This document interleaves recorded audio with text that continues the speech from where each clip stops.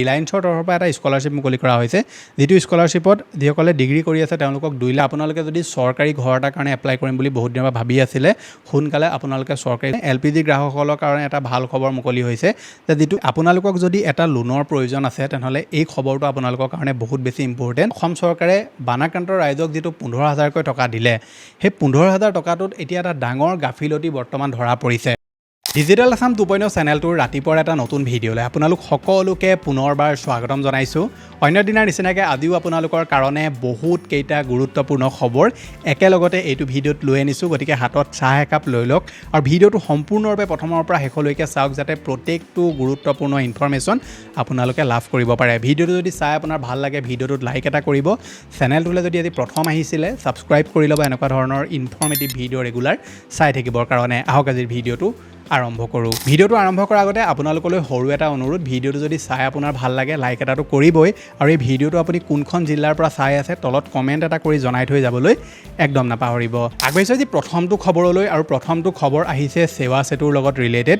আপোনালোক সকলোৱে নিশ্চয় অৱগত যে আজিকালি আমাৰ অসম চৰকাৰৰ প্ৰায়বিলাক নথিপত্ৰ এপ্লাই কৰিবৰ কাৰণে আপোনালোকে সেৱা সেতু পৰ্টেলটোত গৈ এপ্লাই কৰিব পাৰে। আপুনি কাষ্ট চাৰ্টিফিকেট এপ্লাই কৰাই হওক বা ইনকম চাৰ্টিফিকেট এপ্লাই কৰাই হওক, PRC এপ্লাই কৰাই হওক বা এক্সচেঞ্জ কাৰ্ড এপ্লাই হওক, বা আপোনালোকে মাটিৰ যদি খাজানাও দিব বিচাৰে সেইখিনিও আপোনালোকে সেৱা সেতু পৰ্টেলত দিব পাৰে। লগতে আপোনালোকে যদি জমাবন্দী উলিয়াব বিচাৰে তেনেহ'লে সেৱা সেতু পৰ্টেলটোৰ থ্ৰু দি আপোনালোকে উলিয়াব পাৰে। গতিকে প্ৰায়বিলাক আপোনালোকে নথিপত্ৰ এতিয়া সেৱা সেতু পৰ্টেলটোত আপোনালোকে নিজে এপ্লাই কৰিব পাৰে। গতিকে সেৱা সেতু পৰ্টেলটোত তেওঁলোকে বহুত দিনৰ পৰা যিটো হেল্পলাইন নম্বৰৰ সুবিধা সেইটো তেওঁলোকে বন্ধ কৰি ৰাখিছিলে। গতিকে এতিয়া আকৌ তেওঁলোকে সেই হেল্পলাইন নম্বৰ যিটো সুবিধা সেইটো মুকলি কৰি দিলে। গতিকে আপোনালোকে সেৱা সেতুত যদি কিবা এপ্লাই কৰাৰ সময়ত অসুবিধাৰ সন্মুখীন কৰে তেনেহ'লে 1800345357 যিটো ট'ল ফ্ৰী নম্বৰ, এইটোত যোগাযোগ কৰি আপোনালোকে তেওঁলোকৰ লগত আপোনাৰ প্ৰব্লেমটো শ্বেয়াৰ কৰি সেইটো আপোনালোকে ছল্ভ ল'ব পাৰিব। গতিকে বহুত দিনৰ পৰা তেওঁলোকে এই সেৱাটো সম্পূৰ্ণ বন্ধ কৰি ৰাখিছিলে, কেৱল ইমেইলৰ থ্ৰু দিহে কাষ্টমাৰ কেয়াৰৰ লগত যোগাযোগ কৰা সুবিধাটো তেওঁলোকে মুকলি কৰি ৰাখিছিলে। কিন্তু এতিয়া মানে যোৱাকালিৰ পৰা তেওঁলোকে আকৌ যিটো হেল্পলাইন নম্বৰৰ সুবিধা সেইটো তেওঁলোকে মুকলি কৰি দিছে। আগবাঢ়িছে পিছৰটো খবৰলৈ। অসমত যিহেতু বানপানীয়ে ভয়ংকৰ পৰিস্থিতি সৃষ্টি কৰিলে, আৰু সেই পৰিস্থিতিৰ পিছত এতিয়া বহুতো মানুহৰ ঘৰ দুৱাৰ সম্পূৰ্ণ উটি গুচি গ'ল। এতিয়া আকৌ লাহে লাহে মানুহে ঘৰ দুৱাৰ মেৰামতি কৰিছে, বহুতো মানুহে তেওঁলোকৰ ঘৰ দুৱাৰ বনাই দিছে। গতিকে সেই সময়তে এতিয়া আমাৰ দাঁতিকাষৰীয়া দেশ নেপালতো ভয়ংকৰ বানপানী আহিলে যোৱাকালি। নেপালত হিমবাহ বিস্ফোৰণে সৃষ্টি কৰিলে জলপ্ৰলয়। কুশী নদীৰ বাঢ়নি পানীত প্লাবিত উত্তৰ নেপালৰ ৰহুৱা জিলা। ধ্বংস হৈছে জলবিদ্যুৎ প্ৰকল্পৰ টেমচিন লাইনৰ গ্ৰীড। ত্ৰিশুলী নদীৰ বাহিকা 4টা জলবিদ্যুৎ প্ৰকল্প ক্ষতিগ্ৰস্ত। নেপালত বানৰ ভয়াৱহ পৰিস্থিতি। পলকতে কালৰূপ ধাৰণ কৰিলে ভূতেকাশী নদীয়ে। বৰ্তমানলৈকে 13জনৰ মৃতদেহ উদ্ধাৰ। নিমিষতে তছনছ 10খনৰো অধিক গাঁও। গতিকে এটা ভয়ংকৰ পৰিস্থিতি যোৱাকালি সৃষ্টি হ'ল, আৰু বহুতো গাঁও বৰ্তমান সম্পূৰ্ণ বাঢ়নি পানীয়ে উটুৱাই লৈ গুচি গৈছে। আৰু বহুতো নিউজত এইটো খবৰ আহিছে যে প্ৰায় 1000ৰো অধিক লোক বৰ্তমান মানে বানৰ কবলত আছে বুলি বৰ্তমান খবৰ পোহৰলৈ আহিছে। গতিকে আমাৰ ভাৰত চৰকাৰেও তেওঁলোকক এতিয়া সহায় কৰিব বুলি কৈছে। এতিয়ালৈকে 13জন লোক বৰ্তমান সন্ধানহীন হৈছে বুলি খবৰ আৰু এতিয়ালৈকে 13জন লোকৰ মৃতদেহ বৰ্তমান উদ্ধাৰ হৈছে, আৰু 10খনতকৈ অধিক গাঁও বৰ্তমান সম্পূৰ্ণ ধ্বংস হৈছে বুলি খবৰ আহিছে। গৈছে পিছৰটো খবৰলৈ। খবৰ হৈছে দুটা, এটা হৈছে পিঁয়াজক লৈ আৰু এটা হৈছে চেনিক লৈ। এতিয়া প্ৰথমে আপোনালোকক ভাল খবৰটো দি লওঁ যে চেনিৰ যিটো মূল্য এইটো এতিয়া লাহে লাহে কমিবলৈ আৰম্ভ কৰিছে। মানে যিবিলাক ধৰি লওক ফেক্টৰী বা চেনি ছাপ্লাই হয়, সেই ফেক্টৰীবিলাকৰ পৰা এতিয়া চেনিৰ যিটো দাম সেইটো লাহে লাহে এতিয়া কম হৈ ওলাবলৈ আৰম্ভ কৰিছে। গতিকে মাৰ্কেটত আপোনালোকে অহা 2-3 দিনৰ ভিতৰত বা এসপ্তাহমানৰ ভিতৰত চেনিৰ যিটো মূল্য সেইটো আপোনালোকে আৰু কমাই এতিয়া দেখিবলৈ পাব বুলি কৈছে। কিন্তু পিঁয়াজক লৈ এটা যথেষ্ট বেয়া খবৰ আহিছে যে অধিক মূল্য দিয়ে আপুনি কিনিব লাগিব পিঁয়াজ। যোৱাকালি অসমলৈ নাহিলে 800 টনৰ পিঁয়াজ ভৰ্তি কান্দা এক্সপ্ৰেছ আহি পাবলৈ সময় লাগিব এতিয়া 3 পৰা 4 দিন। কান্দা এক্সপ্ৰেছ আহি পোৱাৰ পিছত 35 টকা মূল্যতে আপোনালোকে কিনিব পাৰিব পিঁয়াজ। গতিকে যোৱাকালি এখন তেওঁলোকে কিবা কান্দা এক্সপ্ৰেছ পঠিওৱাৰ কথা কৈছিলে, কিন্তু সেই যিখন এক্সপ্ৰেছ সেইখনতে আহি পাওঁতে 3 পৰা 4 দিন লাগিব, আৰু তাৰ পাছতহে এতিয়া যিটো পিঁয়াজৰ মূল্য সেইটো আপোনালোকে কমা দেখিব পোৱাৰ সম্ভাৱনা আছে। এতিয়া অন্য বহুতবিলাক বস্তুৰ মূল্য বৃদ্ধি হোৱা আপোনালোকে দেখিবলৈ পাব পাৰে। চেনি আৰু পিঁয়াজতো আপোনালোকে মূল্য বৃদ্ধি দেখিছে, কিন্তু অন্য যিবিলাক আমাৰ প্ৰয়োজনীয় বস্তু সেইবিলাকৰো লাহে লাহে দাম বৃদ্ধি হৈ গৈ আছে।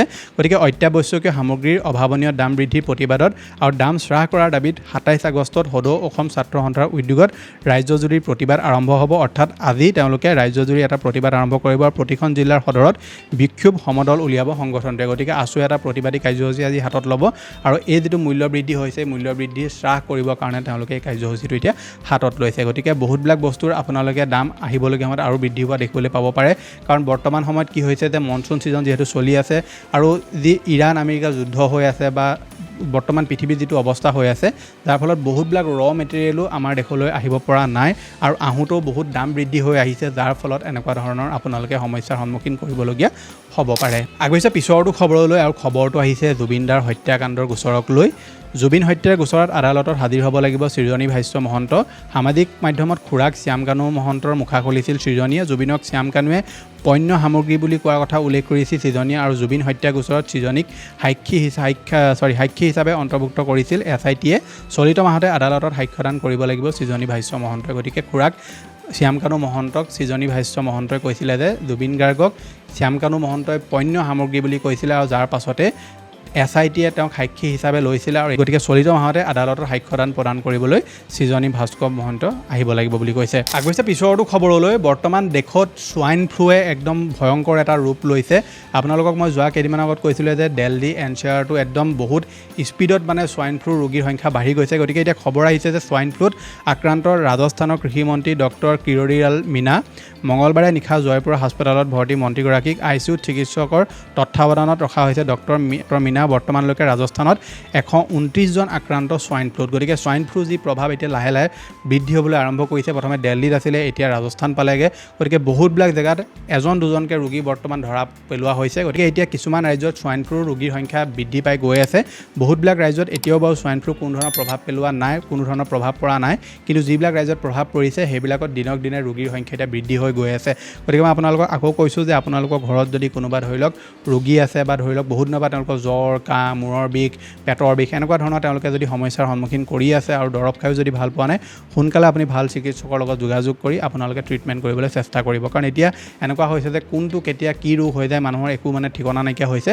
গতিকে আপোনালোকে বৰ্তমান সময়ত ৰোগক অৱহেলা নকৰিব আৰু আপোনালোকে যদি দৰৱ খায়ো ভাল পোৱা নাই তেনেহ'লে ততাতৈয়াকৈ আপোনালোকে চিকিৎসালয়ত গৈ মেলি ডক্টৰৰ লগত যোগাযোগি ট্ৰিটমেণ্ট কৰিবলৈ চেষ্টা কৰিব।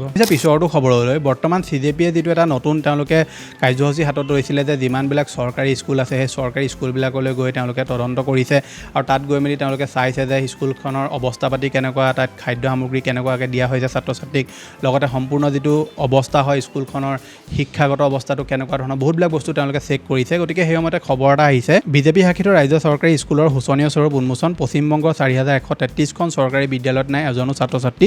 আশ্চৰ্যজনকভাৱে ছাত্ৰ ছাত্ৰী শূন্য 4133খন চৰকাৰী বিদ্যালয়ত কৰ্মৰত হৈ থকা দেখুৱাইছে 19,502গৰাকী শিক্ষক শিক্ষয়িত্ৰী। ৰাজকোষৰ পৰা এওঁলোকক মাহিলী দৰমহাৰ নামত কেইবা কোটি টকা ব্যয় কৰি থকা হৈছে। কেন্দ্ৰীয় চৰকাৰৰ প্ৰতিবেদনত প্ৰকাশ পাইছে এই তথ্য। দা ইণ্ডিয়ান এক্সপ্ৰেছত এই খবৰটো প্ৰকাশ পাইছে। কিন্তু তেওঁলোকে এটা কথা আমি সকলোৱে মনত ৰখাৰ প্ৰয়োজন যে বৰ্তমান পশ্চিমবংগত খুব কম সময় হৈছে বিজেপি আহিছে, কিন্তু তাৰ আগত মমতা বেনাৰ্জীৰ চৰকাৰ আছিলে তৃণমূল কংগ্ৰেছ। গতিকে 4133খন যি স্কুল আছে সেই স্কুলখনৰ মেইন যি দায়িত্ব সেই দায়িত্ব একচুৱেলি পশ্চিমবংগৰ যি পূৰ্ব চৰকাৰ আছিল সেই পূৰ্ব চৰকাৰৰ ওপৰতে পৰিব। কাৰণ এতিয়া নতুনকৈ চৰকাৰ আহিছে আৰু চৰকাৰ অহাৰ লগে লগেতো 4133খন তাত ধৰি লওক আপোনাৰ স্কুল সম্পূৰ্ণ এনেকুৱা অৱস্থা হোৱা নাই। কিন্তু আগত যিখন চৰকাৰ আছিলে সেই চৰকাৰখনৰ ধৰি লওক গাফিলতি বা চৰকাৰখনৰ খেলিমেলি হোৱাৰ কাৰণে এনেকুৱা ধৰণৰ এতিয়া সমস্যাৰ সন্মুখীন হৈছে। গতিকে বৰ্তমান যিহেতু বিজেপি চৰকাৰ আহিছে তাত নতুনকৈ আহিছে আৰু তেওঁলোকে একচুৱেলি যথেষ্ট সময় পালেও কিন্তু এতিয়ালৈকে সেই যিসমূহ স্কুলত এটাও ল'ৰা ছোৱালী নাই সেই তাৰ ল'ৰা ছোৱালী নথকা স্কুলতো এতিয়া শিক্ষক শিক্ষয়িত্ৰীয়ে দৰমহা লৈ আছে। গতিকে এতিয়া চৰকাৰে আহিবলগীয়া সময়ত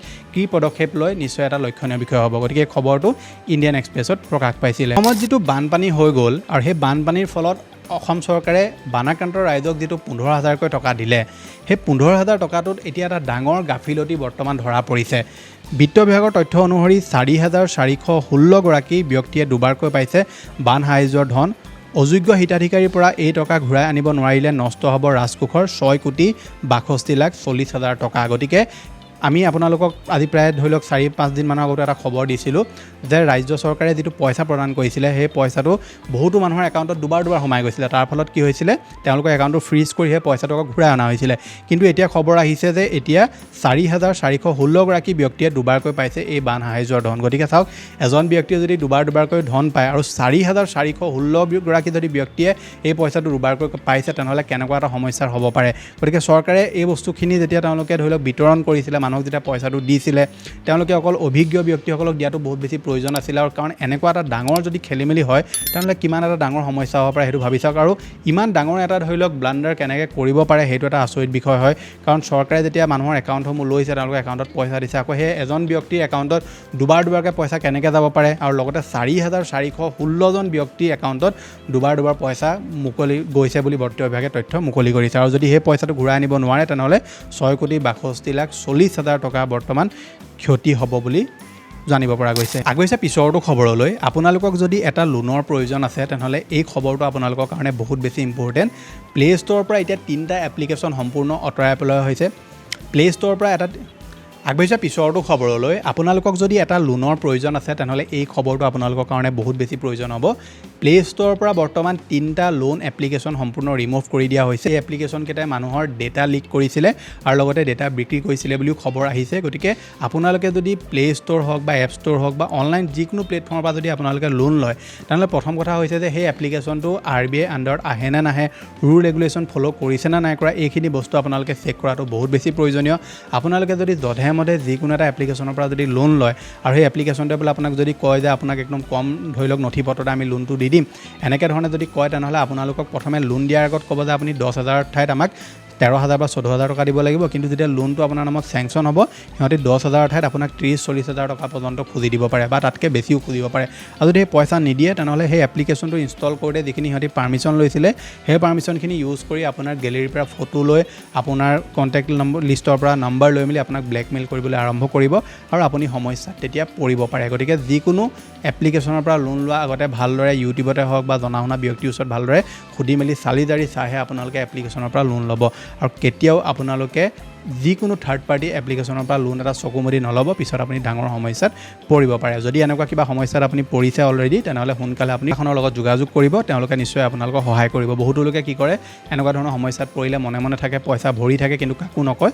গতিকে আপুনি যদি এনেকুৱা কিবা স্কেমৰ শিকাৰ হৈছে, তেনেহ'লে সোনকালে আপুনি প্ৰশাসনৰ লগত যোগাযোগ কৰক। এতিয়া পিছৰটো খবৰলৈ খবৰটো আহিছে আগৰ ব্যৱসায়ীসকলৰ কাৰণে, অৰ্থাৎ যিসকলে চাচি ব্যৱসায় কৰে তেওঁলোকৰ কাৰণে খবৰ আহিছে। এতিয়াৰ পৰা আগৰ কৃষকৰ হ'ব চৰকাৰী পঞ্জীয়ন, অসমত হ'ব আগৰ নিলামৰ ব্যৱস্থা, আগৰ উদ্যোগ স্থাপনৰ বাবে চৰকাৰে ল'ব পদক্ষেপ, আগৰ উদ্যোগৰ বাবে মিছন মোডত কাম কৰিব চৰকাৰে। গতিকে চৰকাৰে এতিয়া যিসকল আগৰ কৃষক আছে, মানে যিসকলে আগৰ গছ লগায়, তেওঁলোকৰ এতিয়া চৰকাৰী পঞ্জীয়ন হ'ব বুলি কৈছে। লগতে আগৰ নিলামৰ তেওঁলোকে অসমত ব্যৱস্থা কৰিব বুলি কৈছে আৰু তেওঁলোকে আগৰ যিটো উদ্যোগ আছে, সেই উদ্যোগো তেওঁলোকে এতিয়া অসমত স্থাপন কৰিব বুলি কৈছে। পিছৰটো খবৰলৈ খবৰটো আহিছে নৰেন্দ্ৰ মোদী ডাঙৰীয়াক লৈ।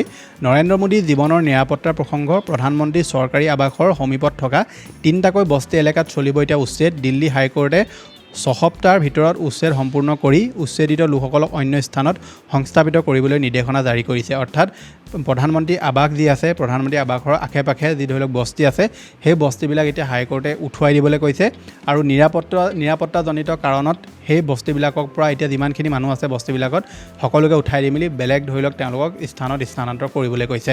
গতিকে এতিয়া কথাটো হৈছে যে তেওঁলোকক তাৰ পৰা উঠাই দিবতো ঠিকেই আছে, কিন্তু সেই মানুহখিনিক এতিয়া তেওঁলোকে ভালদৰে এটা ধৰি লওক সংস্থাপন দিয়ে নে নিদিয়ে, বা ভালদৰে তেওঁলোকে নি মেলি স্থানান্তৰ কৰে নে নকৰে, সংস্থাপিত কৰে নে নকৰে, সেইটো এটা লক্ষণীয় বিষয় হ'ব। কাৰণ আমি প্ৰায়বিলাক ক্ষেত্ৰত দেখিবলৈ পাওঁ যে যেতিয়া মানুহখিনিক তাৰ পৰা উঠাই দিয়া হয়, পিছত তেওঁলোক অৱহেলাৰ সন্মুখীন কৰিবলগীয়া হয়। গতিকে এতিয়া যিহেতু প্ৰধানমন্ত্ৰী আৱাসৰ কাষতে থকা মানুহখিনিক উঠুৱাই দিয়া হৈছে নিৰাপত্তাজনিত কাৰণত, গতিকে সেই মানুহখিনিক এতিয়া হাইকোৰ্টে তাৰ পৰা উঠাই মেলি বেলেগ জেগাত সংস্থাপিত কৰিবলৈ কৈছে। আগৈছে পিছৰটো খবৰলৈ, কিন্তু খবৰটোলৈ আগবঢ়াৰ আগতে সৰু এটা অনুৰোধ, ভিডিঅ'টো যদি এতিয়ালৈকে চাই আছে আৰু ভিডিঅ'ত যদি চাই আপুনি ভাল পাইছে, ভিডিঅ'টোত লাইক এটা কৰিব।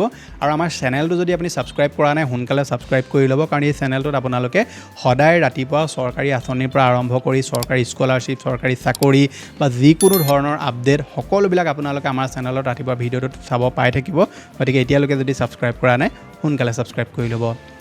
আগৈছে পিছৰটো খবৰলৈ খবৰটো আহিছে LPG গ্ৰাহকসকলৰ কাৰণে LPG গ্ৰাহকসকলৰ কাৰণে এটা ভাল খবৰ মুকলি হৈছে যে যেটো KYC আপোনালোকৰ চলি আছিল হেতু লাষ্ট ডেট তেওঁলোকে 24 আগষ্টলৈকে বঢ়াইছিলে কিন্তু এতিয়া তেওঁলোকে হেতু 31 আগষ্টলৈকে আকৌ বৃদ্ধি কৰি দিছে জানিব পৰা মতে বহুতো লোকেও এতিয়াও KYC কৰা নাই যাৰ কাৰণত তেওঁলোকে 31 আগষ্টৰ লাষ্ট ডেট তেওঁলোকে ৰাখিছে গতিকে আপুনি যদি KYC এতিয়াও কৰিব পৰা নাই সোনকালে আপুনি যেটো তেওঁলোকৰ অফিচিয়েল এপ্লিকেশন আছে মানে আপুনি যেটো কোম্পানী গেছ ল ইণ্ডিয়ান হক HP হক তেওঁলোকৰ অফিচিয়েল এপ্লিকেশন বা পৰ্টেলত গৈ আপোনালোকে KYC টো কৰি লওক নহবা আপোনালোকে ডাইৰেক্টলি তেওঁলোকৰ এজেন্সি যিসমূহ আছে তাত গৈ মেলি আপোনালোকে KYC টো কৰিবগে পাৰে যদি আপুনি 31 আগষ্টৰ ভিতৰত নকৰে বা তাতকে যদি পিছত কৰিলে ৰৈ থাকে তেনেহলে আপুনি আহিবলগীয়া সময়ত গেছ সিলিন্ডাৰ পোৱাত সমস্যাৰ সন্মুখীন কৰিবলগীয়া হ'ব পাৰে ৰক্ষা বন্ধন যেহেতু আহি আছে গতিকে ৰক্ষা বন্ধনৰ উপলক্ষে আপোনালোকৰ কাৰণে এটা বহুতেই গুৰুত্বপূৰ্ণ খবৰ আছে এতিয়া যেহেতু ফেষ্টিভেল সিজন আৰম্ভ হ'ব দেৱালী আহিব পূজা আহিব ৰক্ষা বন্ধন আৰম্ভ হ'ব গতিকে এতিয়া আপোনালোকে WhatsAppত হওক ফেসবুকত হওক বিশেষকৈ WhatsAppত আপুনি নানান ধৰণৰ এনেকুৱা স্কেম মেছেজ লাভ কৰিব য'ত আপোনাক কোৱা হ'ব যে প্ৰধানমন্ত্ৰীয়ে ৰক্ষা বন্ধনৰ উপলক্ষে আপোনালোকক ইমানটো ৰিচাৰ্জ ফ্ৰী দিছে আপোনালোকক এটা কিবা লিংক দিব তাত ক'ব যে ইয়াত আপোনালোকে যদি ক্লিক কৰালে আপোনালোকে এইখিনি ধৰি লওক অফাৰ লাভ কৰিব এনেকুৱা ধৰণে আপোনাক প্ৰলোভন দিয়া হ'ব বা দেৱালীৰ নামত আপোনাক প্ৰলোভন দিবলৈ আৰম্ভ কৰিব গতিকে স্কেমাৰৰ এতিয়া মানে ধৰি লওক ফেষ্টিভেল এটা আৰম্ভ হ'ব যিটোত আপোনালোকক ফচুৱা হ'ব গতিকে এই ধৰণৰ আপোনালোকে যদি স্কেমত পৰিব নিবিচাৰে তেনেহলে প্ৰথম কথা মনত ৰাখিব যে দেৱালীৰ নামতে হওক পূজাৰ নামতে হওক বা আপোনাক ধৰি লওক ৰক্ষা বন্ধনৰ নামতে হওক কোনোবাই যদি কিবা লিংক পঠিয়ায় ভুলতো সেই লিংকত কেতিয়াও ক্লিক নকৰিব কিবা যদি APK ইনষ্টল কৰিবলৈ কয় কেতিয়াও ইনষ্টল নকৰিব মানে আপুনি লিংকটোত যদি ক্লিক কৰে তেতিয়া আপোনাৰ মোবাইলত APK ইনষ্টল হ'ব পাৰে সেই কাৰণে আপোনালোকে WhatsAppত আননোন নাম্বাৰৰ পৰা অহা লিংকত ভুলতো এটা ক্লিক নকৰিব কাৰণ স্কেমাৰ বিলাকে এই ফেষ্টিভেল সিজন বিলাক ইউজ কৰি মানুহক লোভত পেলাই দিয়ে আৰু তাৰ পৰা মানুহৰ পৰা নানা ধৰণৰ প্ৰক্ৰিয়া মানুহৰ পৰা লুণ্ঠন কৰি পইচা লৈ গুচি যায় গতিকে সাৱধান হ'ব আৰু এই খবৰটো আপোনালোকে সকলোৰে লগত শ্বেয়াৰ কৰি দিব যোৱাকালি ভিডিঅ'টোত মই আপোনালোকক এটা খবৰ দিছিলোঁ যে নীতিন গাডকাৰী ডাঙৰীয়া সোনকালে তেওঁ ৰিটায়াৰ হ'ব পাৰে পলিটিক্সৰ পৰা তেওঁ কৈছে যে এতিয়া মোৰ কাম কৰা একদম ধৰি লওক আগৰ অৱস্থা মোৰ নাই এতিয়া লাহে লাহে মই ভাগুৰা হৈ পৰিছোঁ নতুন প্ৰজন্মক মই ধৰি লওক আগবাঢ়ি আহিবলৈ দিবলৈ বিচাৰিছোঁ কিন্তু নীতিন গাডকাৰীয়ে ক'লে যে তেওঁ এই মন্তব্যটোৰ লগত ৰিটায়াৰ হোৱাৰ কোনো লিংক নাই মানে তেওঁ পলিটিক্সৰ পৰা যে ওলাই যাব তাক লৈ তেওঁ কোনো ইংগিত দিয়া নাই গতিকে তেওঁ যিটো সম্পূৰ্ণ সেই মন্তব্যটো আছিল সেইটো বেলেগ এটা কাৰণতহে আছিল ৰাজনীতিৰ পৰা তেওঁ যে বিদায় ল'ব তাক লৈ এতিয়া তেওঁ কোনো ধৰণৰ চিন্তা চৰ্চা কৰা নাই বুলি কৈছে আগবাঢ়িছে পিছৰটো খবৰলৈ বানপীড়িত ৰাইজৰ কাৰণে এতিয়া সকাহ কেন্দ্ৰৰ ঘৰ নিৰ্মাণ কৰি দিয়াৰ লগতে কৃষকসকলৰ বাবে 832 কোটি টকা এতিয়া অনুমোদন জনোৱা হৈছে গতিকে সম্পূৰ্ণ আপোনাক খবৰটো মই পঢ়ি নাই দিছোঁ কেন্দ্ৰীয় চৰকাৰে প্ৰধানমন্ত্ৰী আৱাস যোজনা গ্ৰামীণ অৰ্থাৎ PMAYG অধীনত অসমৰ বানপীড়িত পৰিয়ালসমূহৰ বাবে প্ৰায় 5000 কোটি টকা গৃহ নিৰ্মাণ সাহায্যত অনুমোদন জনাইছে ইয়াৰ উপৰিও কেন্দ্ৰীয় চৰকাৰে অসমৰ কৃষি আৰু গ্ৰামোন্নয়ন খণ্ডৰ বাবেও পূৰ্বতকৈ অধিক সাহায্য প্ৰদান কৰাৰ কথা ঘোষণা কৰিছে মঙলবাৰে ৰাজধানী চহৰ নতুন দিল্লীত অসমৰ মুখ্যমন্ত্ৰী ডক্টৰ হিমন্ত বিশ্ব শৰ্মা কেন্দ্ৰীয় কৃষি মন্ত্ৰী তথা কৃষক কল্যাণ মন্ত্ৰী শিৱৰাজ সিং চৌহানৰ মাজত এক অনুষ্ঠিত গুৰুত্বপূৰ্ণ বৈঠকত এই সিদ্ধান্ত গ্ৰহণ কৰা হয় 3.8 লাখ নতুন গৃহ কেন্দ্ৰীয় মন্ত্ৰীগৰাকীয়ে PMAYG অধীনত অসমৰ বাবে 3,08,000 নতুন ঘৰৰ অনুমোদন পত্ৰ আনুষ্ঠানিকভাৱে হস্তান্তৰ কৰে বানত ঘৰবাৰী ক্ষতিগ্ৰস্ত হোৱা পৰিয়ালসমূহৰ পুনৰ সংস্থাপনৰ বাবে বানপীড়িত অঞ্চলসমূহত অতিৰিক্ত আৱাস গৃহ প্ৰদানৰ আশ্বাস দিয়া হৈছে কোনো যোগ্য বানপীড়িত পৰিয়ালে যাতে এই সাহায্যৰ পৰা বঞ্চিত নহয় তাৰ বাবে PMAYG জৰীপৰ সময়সীমা আৰু 15 দিন এতিয়া বৃদ্ধি কৰি দিয়া হৈছে চাহ বাগিচা শ্ৰমিকলৈ গৃহ সাহায্য ভূমিপট্টা লাভ কৰাৰ পিছত ডিজিটেল জৰীপৰ জৰিয়তে চাহ বাগিচাৰ শ্ৰমিক পৰিয়ালসমূহক PMAY সুবিধা প্ৰদান কৰা এতিয়া সিদ্ধান্ত লোৱা হৈছে কৃষি খণ্ডৰ বাবে তেওঁলোকে বিশেষ পেকেজ আনিছে কৃষি উন্নতি আৰু RKVY অৰ্থাৎ বানপীড়িত কৃষকসকলৰ বাবে কৃষি উন্নতি যোজনা আৰু ৰাষ্ট্ৰীয় কৃষি বিকাশ যোজনাৰ অধীনত 832 কোটি 70 লাখ টকাৰ কাৰ্য পৰিকল্পনা অনুমোদন কৰা হৈছে অন্যান্য আবণ্টন কৃষি যান্ত্ৰিকীকৰণৰ বাবে 33 কোটি 36 লাখ টকা আৰু উদ্যান পালন খণ্ডৰ বাবে 96 কোটি 87 লাখ টকা তেওঁলোকে ধাৰ্য কৰিছে কৃষি খণ্ডত বিনিয়োগ আৰু বহনক্ষম কৃষিত উৎসাহিত কৰিবলৈ RKVY অধীনৰ অতিৰিক্ত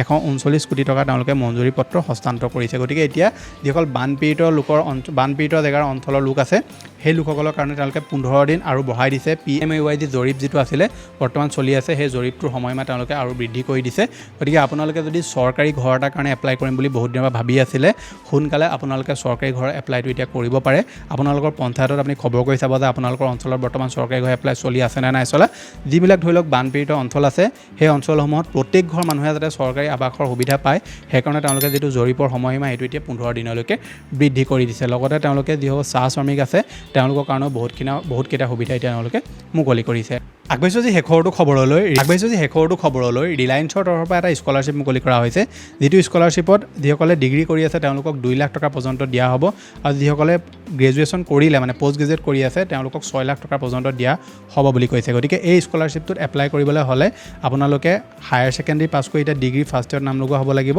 আৰু নহবা আপোনালোকে পষ্ট গ্ৰেজুৱেট কৰি থকা হ'ব লাগিব কি নথিপত্ৰ লাগিব কিমান পাৰ্চেণ্টেজ লাগিব সকলোবিলাক মই স্ক্ৰীনত দি দিছোঁ আপোনালোকে চাই ল'ব পাৰে আৰু ইয়াৰ বিষয়ে সবিশেষ জানিবলৈ হ'লে আপোনালোকে আমাৰ হোৱাটছআপ চেনেলটো জইন কৰি লওক তাতে মই হোৱাটছআপৰ নম্বৰ দি থোৱা আছে আপুনি সেই নম্বৰত যোগাযোগ কৰি আমাৰ থ্ৰুদি ডাইৰেক্টলি স্কলাৰশ্বিপটোত এপ্লাই কৰিব পাৰিব গতিকে এইকেইটা আছিলে যে আমাৰ দিবলগীয়া গুৰুত্বপূৰ্ণ খবৰ আশা কৰিছোঁ আপোনালোকে ভিডিঅ'টো চাই ভাল পালে যদি ভাল পালে ভিডিঅ'টোত লাইক কৰিব চেনেলটোলৈ যদি প্ৰথম আহিছিলে ছাবস্ক্ৰাইব কৰি ল'ব এনেকুৱা ধৰণৰ ইনফৰ্মেটিভ ভিডিঅ' ৰেগুলাৰ চাই থাকিবৰ কাৰণে মই লগ পাম এটা নতুন ভিডিঅ'ত আজিলৈ ধন্যবাদ